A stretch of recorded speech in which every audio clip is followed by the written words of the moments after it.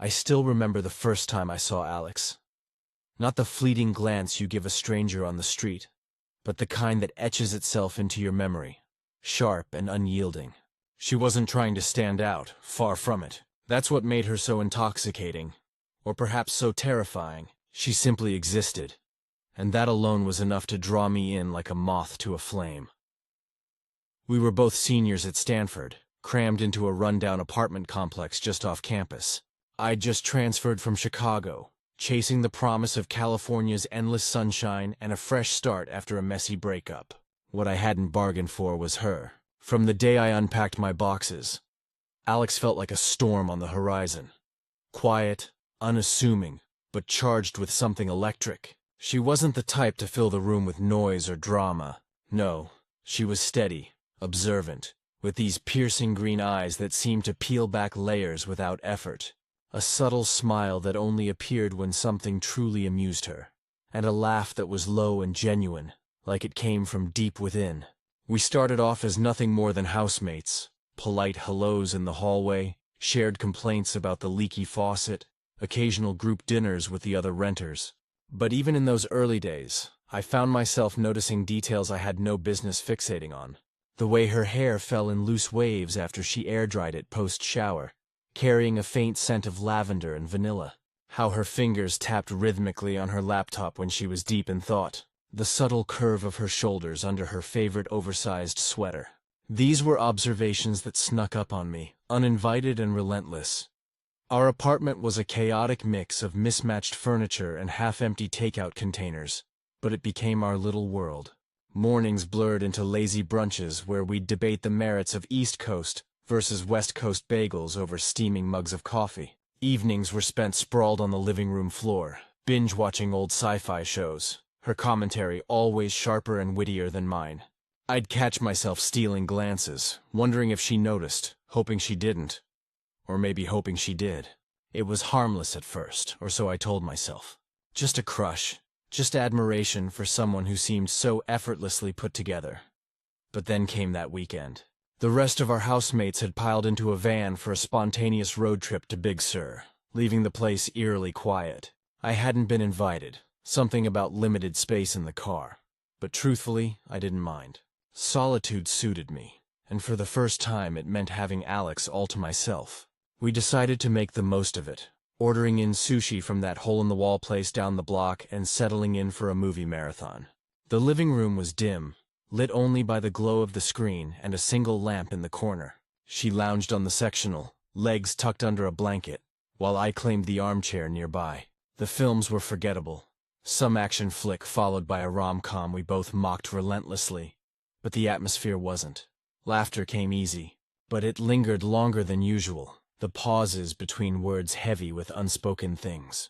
As the night wore on, the distance between us shrank. I ended up on the couch beside her, our shoulders brushing occasionally, each contact sending a subtle jolt through me. Around midnight, the credits rolled on the last movie, and neither of us moved to turn on the lights. "Not ready to call it a night?" she asked, her voice soft, almost teasing. I shook my head, feigning nonchalance. "Nah, unless you're kicking me out." She chuckled, that low, warm sound that always made my chest tighten. "Hardly. If you're up for it, we could hang in my room. Bed's comfier than this lumpy couch." Her tone was light, casual, but there was an undercurrent I couldn't ignore. I hesitated for a split second, my mind racing. "Sounds good," I replied, trying to match her ease. Her room was a cozy haven, posters of indie bands on the walls, a string of fairy lights draped over the headboard, books stacked haphazardly on the nightstand. She flipped back the duvet, revealing crisp white sheets that smelled faintly of her. She slipped in first, wearing just a tank top and shorts, her hair fanned out on the pillow. I joined her, still in my jeans and tee, lying rigid on my back, staring at the ceiling fans spinning lazily above. The space between us was mere inches, but it felt like a chasm and a magnet all at once. Silence settled over us, broken only by the distant hum of traffic outside. I could hear her breathing, even and rhythmic, syncing unintentionally with mine. The air grew thick, charged with anticipation. Then, without warning, she rolled onto her side, facing me. Her elbow grazed my arm, deliberate, testing. She didn't pull away. Neither did I. Time stretched thin as her hand found mine under the covers, fingers intertwining slowly, tentatively. It was such a simple gesture, but it ignited everything. My heart hammered in my ears, the world narrowing to that point of contact. We lay there like that for what felt like hours, the tension building like a slow-burning fire. Finally, she broke the quiet. "You all right?" Her whisper was barely audible, laced with something vulnerable. I turned my head toward her, our faces close enough that I could make out the faint freckles across her nose in the dim light. "Yeah, just thinking." "About what?" She pressed gently. I swallowed, the truth bubbling up. This. Her grip tightened and she shifted closer, our legs brushing now. "I've been thinking about it too," she confessed, her voice dropping lower. "For weeks, months maybe. But I didn't know if you'd feel the same." The admission hung between us, raw and real. All the stolen moments, the unspoken glances, they flooded back, validating what I'd buried deep. "I didn't want to mess things up," I admitted. "But yeah, I feel it." She didn't hesitate then. Her free hand reached up, tracing the line of my jaw with feather-light touches that sent shivers down my spine. "I've wanted this since that first group dinner," she murmured. "The way you laugh, the way you listen, it's been driving me crazy." I leaned in, closing the gap just enough for our foreheads to touch. Her breath mingled with mine, warm and inviting. She was giving me an out, always so considerate, but I didn't want one. My hand moved to her waist, pulling her subtly closer. "Don't stop," I whispered. And she didn't. Our lips met in a kiss that was tentative at first, exploratory, like we were both afraid to shatter the moment. But it deepened quickly, slow, deliberate, filled with all the pent-up emotion we'd been holding back. Her lips were soft, tasting faintly of the mint gum she'd chewed earlier.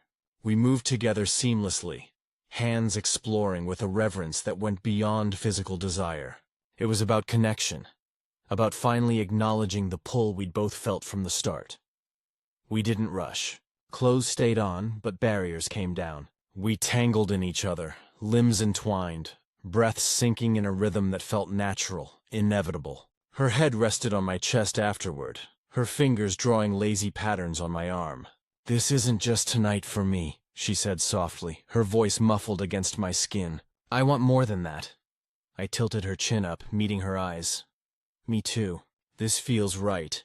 But dawn has a way of unraveling the night's magic."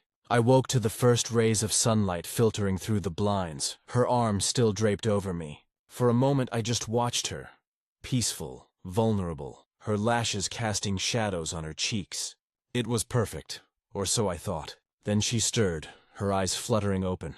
I pretended to still be asleep, my heart suddenly racing with doubt. Why, fear maybe, of what came next. She lingered for a beat, then carefully extricated herself, slipping out of bed with barely a sound. The mattress shifted. The door creaked open, and she was gone. I lay there for what felt like an eternity, replaying the night in my mind. The sheets still held her warmth, her scent lingering like a ghost. Eventually, I dragged myself to the kitchen, nerves twisting in my gut. She was there, back to me, fiddling with the coffee maker in her robe. "Morning," I ventured, my voice steadier than I felt. She glanced over briefly, her expression neutral. "Hey, coffee's almost ready." No warmth, no acknowledgement. Just normalcy. I poured myself a mug, standing awkwardly beside her. "Sleep well?" I asked, probing. She shrugged, avoiding my gaze. "Decent. You?" "Yeah." The silence stretched, suffocating.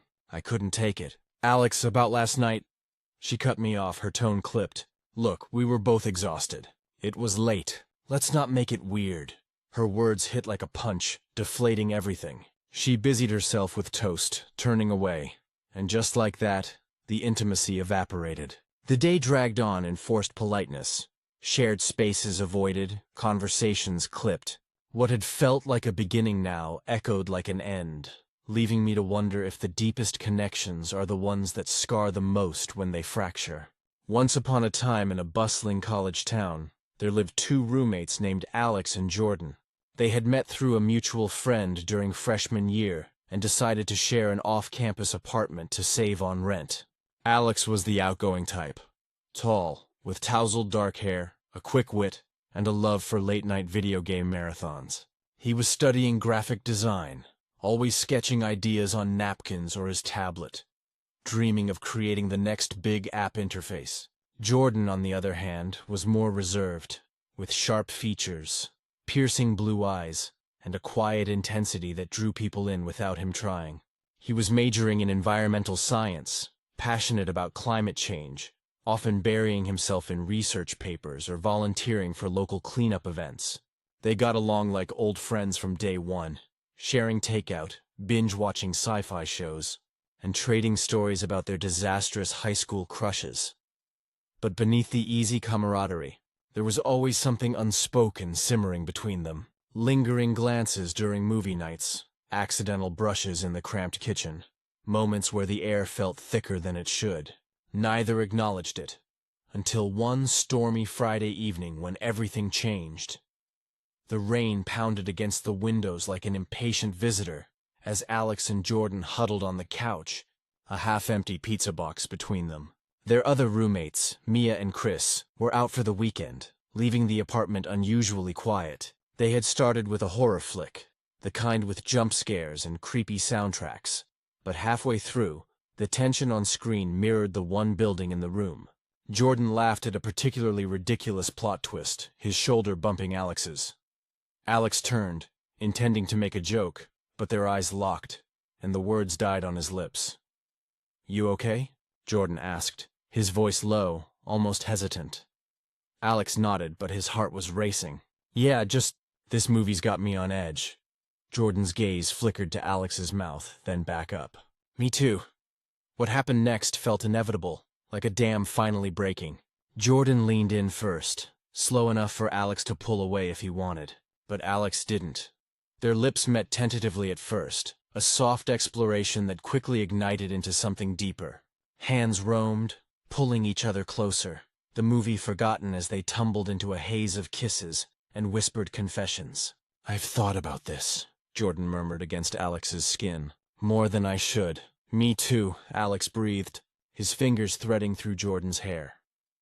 They ended up in Alex's room, shedding clothes along the way, the storm outside masking the sounds of their shared breaths and quiet moans. It was raw, passionate, and for Alex it felt like coming home. Jordan's touches were gentle yet insistent, like he was memorizing every inch. They fell asleep tangled together, the rain lulling them into a peaceful exhaustion. The next morning, sunlight filtered through the blinds, casting warm stripes across the bed. Alex woke first, a smile tugging at his lips as memories flooded back. He turned to Jordan, expecting, what, a lazy morning kiss? A shared laugh? But Jordan was already up, pulling on his jeans with his back to the bed.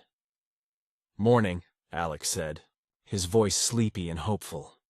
Jordan glanced over his shoulder, but his expression was neutral, almost guarded. "Hey, coffee's brewing." Alex sat up, the sheet pooling around his waist. "About last night?" Jordan paused, then shrugged as he buttoned his shirt. "It was just one of those things, you know." The words hit Alex like a cold wave. "One of those things?" Jordan nodded, avoiding eye contact as he grabbed his phone from the nightstand. "Yeah, I mean, it was late. We were chilling. Doesn't have to mean anything big. Doesn't have to mean anything." Alex felt his stomach drop, a hollow ache spreading through his chest. "Right," he murmured, forcing a nod. "Of course. Nothing." Jordan finally turned fully, and that's when Alex saw it. Not regret, not anger, but fear. Raw, unfiltered fear flickering in those blue eyes.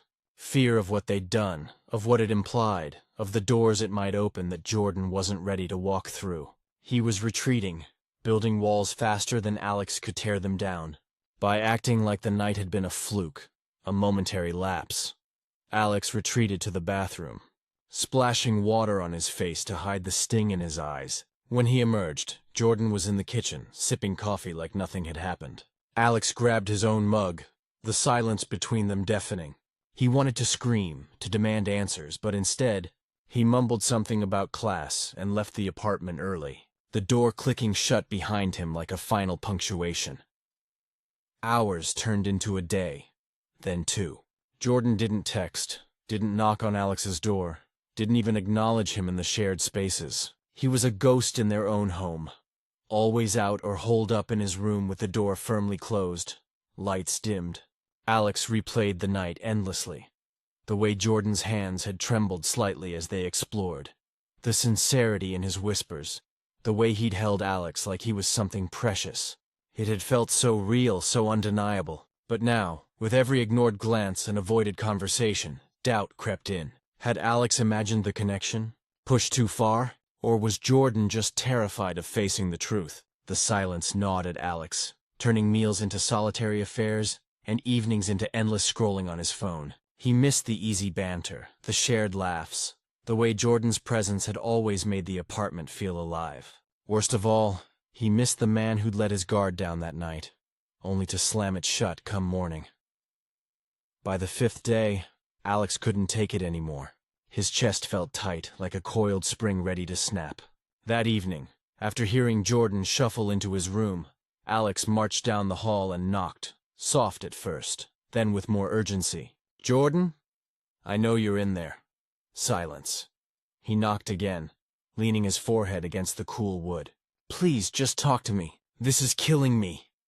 After what felt like an eternity, the lock clicked, and the door creaked open a sliver.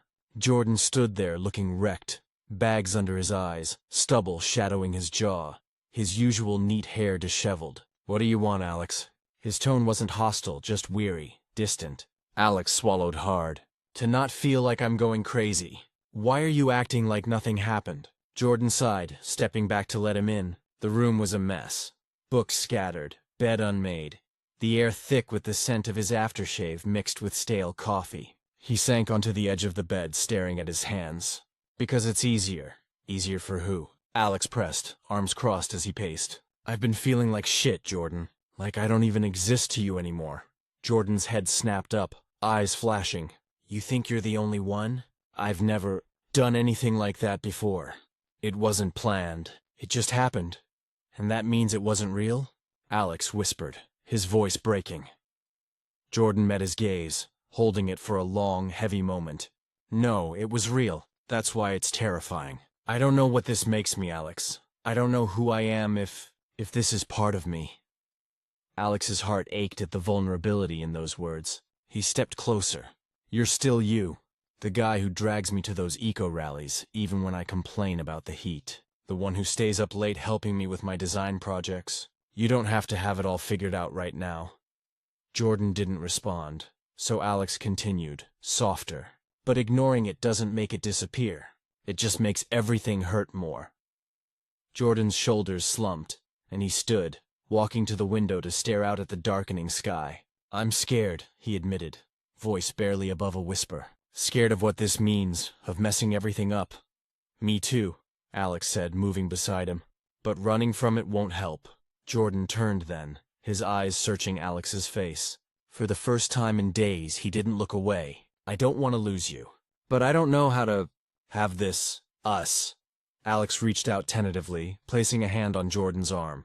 "You don't have to know everything. Just stop shutting me out." The air between them shifted, charged with unspoken promises. Jordan hesitated, then pulled Alex into a hug. Not passionate, not desperate, but raw and real. It was about forgiveness, about fear giving way to fragile hope. They held each other for what felt like hours, the weight of the past few days easing slightly in that embrace. After that confrontation, things didn't snap back to perfect. There were still awkward pauses, moments where Jordan's uncertainty surfaced like a shadow. But something had cracked open, allowing light in. The next morning, Jordan didn't vanish. Instead, he knocked on Alex's door with 2 steaming mugs in hand. "Coffee," he said a bit sheepishly. "I remembered the almond milk this time. No creamer, though, sorry." Alex smiled, taking the mug. "It's perfect. Thanks." They sipped in companionable silence, the tension from before replaced by a tentative warmth. That evening, they ordered takeout and settled on the couch for a documentary on ocean conservation.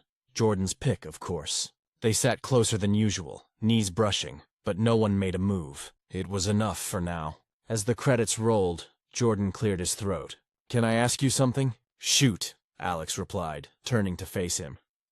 "If I said I wanted to try this for real, no more pretending, what would you say?" Alex's breath caught. I'd say yes, but only if you're sure, Jordan nodded slowly. I am. I panicked after that night because it felt too big, too real. But ignoring it just made me miss you more. Miss us. Alex felt a warmth bloom in his chest. This wasn't just about the physical spark. It was deeper, a connection forged in shared vulnerabilities. He reached for Jordan's hand, lacing their fingers. Deeper, a connection forged in shared vulnerabilities. He reached for Jordan's hand, lacing their fingers together. Then let's try. Honestly, no more walls. Deal, Jordan whispered, squeezing back. That night they didn't rush into anything. They lay on Alex's bed, side by side, talking in hushed tones about fears and dreams until sleep claimed them. Jordan's hand stayed in Alex's, a silent anchor. The following weeks were a beautiful blur of discovery. Jordan was still his sarcastic self, teasing Alex about his messy sketches or terrible cooking attempts. But now there were new layers. Stolen kisses in the kitchen, late-night walks where they'd hold hands under the streetlights, quiet confessions over shared meals. Jordan opened up about his confusion, how he'd always pushed away feelings that didn't fit his straight narrative, how that night with Alex had shattered his self-image in the best way. One weekend, with Mia and Chris away again, the apartment felt like their own private world. Jordan attempted dinner. Grilled cheese sandwiches that ended up more charred than golden. They ate on the balcony anyway, laughing under the stars. I never claimed to be a chef, Jordan said, bumping Alex's shoulder. You claimed you'd feed me, Alex shot back, grinning. This is sabotage, Jordan's eyes softened. I love that you put up with my disasters. The word love hung in the air, not heavy, but electric. Alex's heart skipped. I love putting up with them. With you. Jordan set his plate aside, leaning in. Alex, I'm still figuring things out, but I know this feels right. Their kiss that night was unhurried, a promise rather than a question. They moved to Jordan's room this time, lights low, music playing softly in the background. Clothes slipped away gradually, each reveal accompanied by gentle touches and murmured affirmations. You're beautiful, Jordan whispered, tracing Alex's collarbone. Alex pulled him closer. So are you. Inside and out. It was intimate in every sense, bodies intertwining with souls laid bare. Laughter bubbled up amid the passion, easing any nerves. Afterward they lay entwined, sweat cooling on their skin, hearts beating in sync. Thank you for being patient, Jordan said, his head on Alex's chest. Thank you for letting me in, Alex replied, kissing his forehead. In the months that followed, their relationship deepened. They navigated the challenges, coming out to friends, dealing with Jordan's lingering doubts, but together, they grew stronger. What started as a stormy night of impulse evolved into a steady flame, burning bright with trust, love, and the courage to embrace who they truly were. And in the quiet moments, when Jordan's thumb traced patterns on Alex's hand, Alex knew they'd found something rare. A love that refused to be erased. Skin to skin, our breaths sinking in a slow, steady rhythm that felt like the world's heartbeat. She drew lazy patterns across my back with her fingertips, light as a feather. I never want this moment to fade, she murmured, her voice soft against my ear. I shifted to face her, our eyes locking in the dim glow of the bedside lamp. Then let's hold on to it forever. But right then, her phone vibrated sharply, once, twice, 3 times in quick succession. She let out a frustrated sigh and stretched toward the nightstand, assuming it was just another junk call or notification. When she glanced at the screen, though, her body went rigid. What's wrong? I asked, sensing the air thicken with unease. She didn't move, her gaze fixed on the device like it had betrayed her. It's my mom, she said, her tone edged with sudden strain. I propped myself up on one elbow, my pulse quickening. Is she all right? No response. She just swiped to answer and pressed the phone to her ear. Hey, Mom. The silence stretched, heavy and ominous.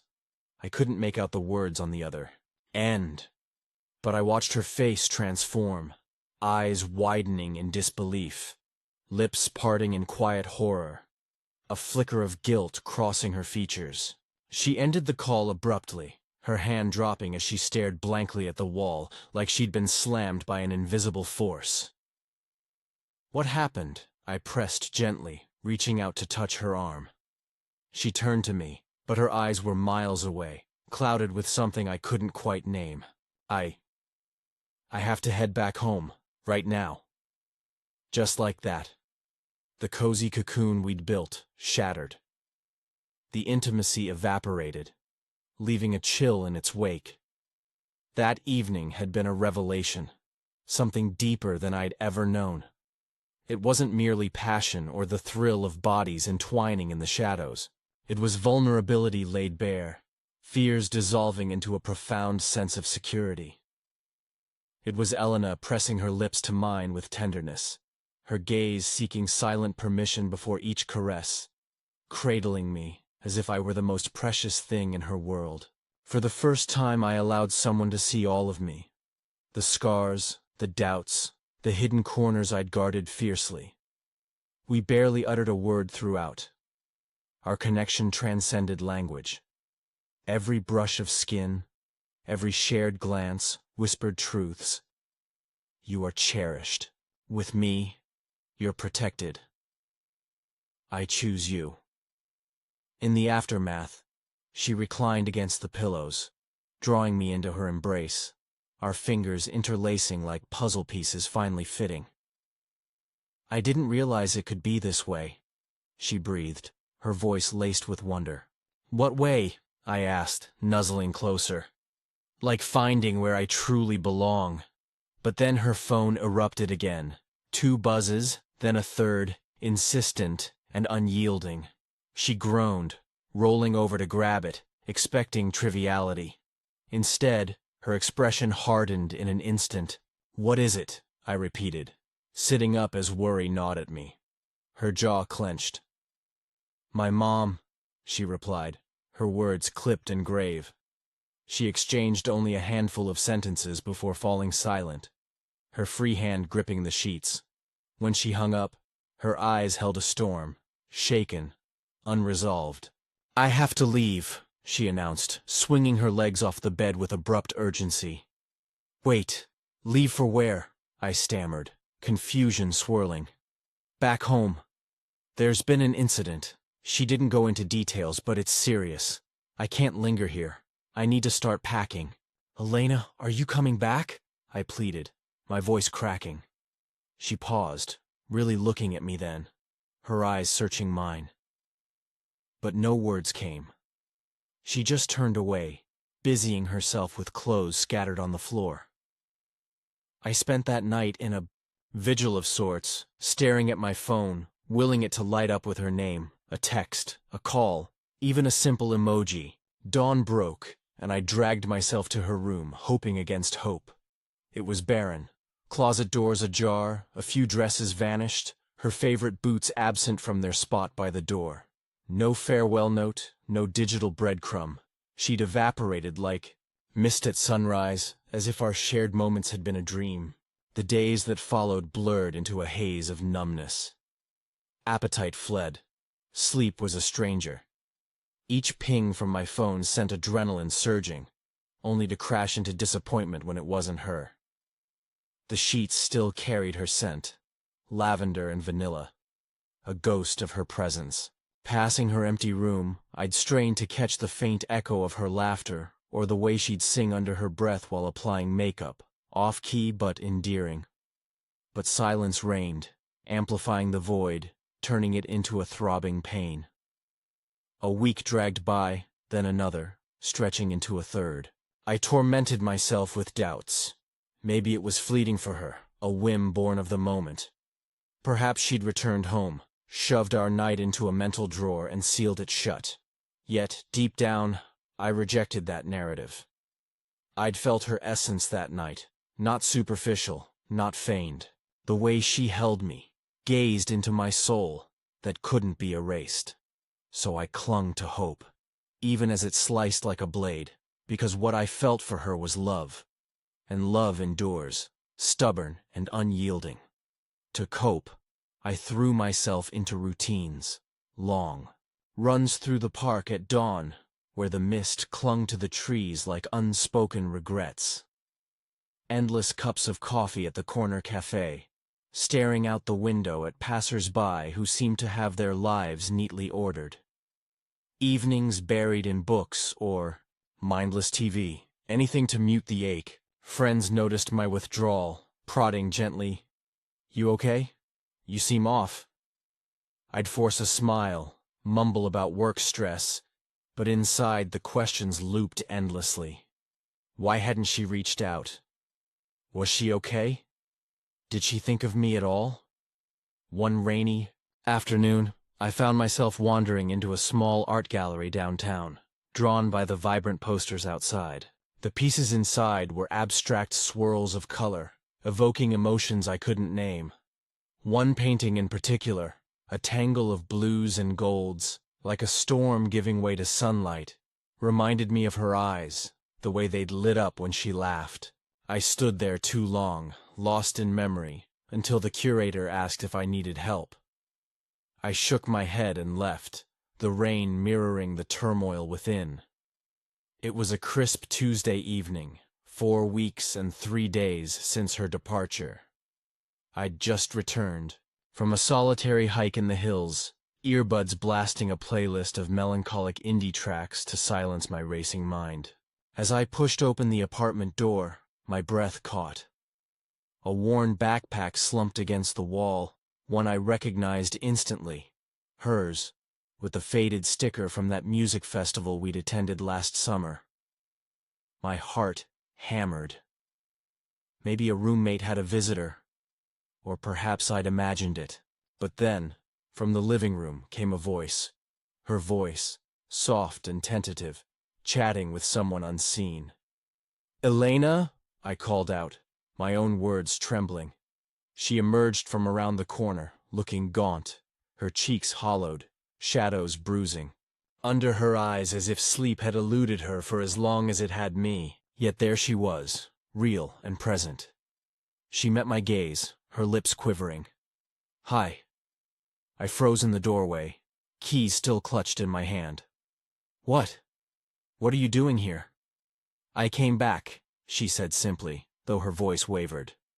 "I thought you'd left for good," I whispered, the words tasting like ash. "I thought so too," she admitted, taking a hesitant step forward.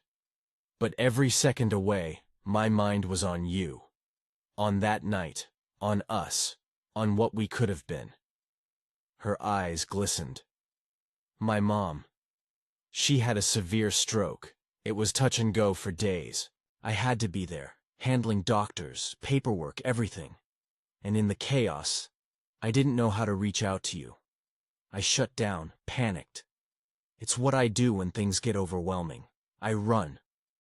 "And not even a single message?" I asked, my voice raw with pent-up hurt, tears pricking my eyes. "I could have been there for you." She looked down, shame etching her features. I was terrified. "You offered me something genuine, something I'd never had, and I sabotaged it. But I couldn't forget. Your smile that crinkles at the corners, the way you hum when you're focused on a book, how you make coffee just right, strong but not bitter." Her voice broke. "I missed it all. I missed you." From her coat pocket, she withdrew a small, creased envelope. Inside was a Polaroid from our group trip to the beach a few months back. We'd been building a ridiculous sandcastle, collapsing in giggles as waves lapped at our feet. In the photo, our shoulders touched, heads tilted toward each other, foreshadowing what was to come. "This," she said, pressing it into my palm. "This kept me going through the hospital nights." I lifted my eyes to hers, seeing the tears streaming down her face. "I love you," she confessed, her words hanging in the air like a promise. "And I'm so sorry for making you question that." The distance between us closed in slow motion. I moved first this time, cupping her face and kissing her, not with the tentative spark of our first time, nor the desperation of farewell, but with the weight of forgiveness, loss reclaimed, and futures intertwined. It was a kiss that bridged the chasm, mending what had fractured. As we parted, foreheads touching, I murmured, "Promise me, no more running." She nodded, a small smile breaking through. "Only if we're running together, hand in hand." We spent that night unraveling the threads of the past month. Her stories of sterile hospital rooms, the fear of losing her mom, the guilt that kept her silent. My tales of empty days, the small rituals I'd created to feel close to her. Like wearing her forgotten scarf or replaying our shared playlists. We laughed through tears at the absurdity of it all, cried over the pain we'd inflicted unknowingly, and held each other as the city lights twinkled outside the window. Morning came softly, sunlight filtering through the curtains. We stirred not as fractured souls but as partners forged stronger in the fire. Over breakfast, pancakes she insisted on making low. Souls, but as partners forged stronger in the fire. Over breakfast, pancakes she insisted on making lopsided but delicious. We talked about the future. Visits to her mom once she recovered. Weekend getaways to escape the grind. Building a life where vulnerability wasn't a weakness, but a strength. In the weeks that followed, we wove new memories, lazy picnics in the park, where she'd sketch wildflowers while I read aloud from her favorite novels. Late-night drives with the windows down, singing along to old rock anthems. Quiet evenings cooking together, experimenting with recipes that often ended in edible chaos but endless laughter. Elena's mom improved steadily, and we planned a trip home so I could meet her properly, turning what had been a crisis into a bridge for deeper connections. Our love wasn't perfect. Doubts lingered in quiet moments, old habits threatening to resurface, but we faced them head-on, communicating through the storms. That night of intimacy had been the spark, the disappearance a trial, and the reunion a testament.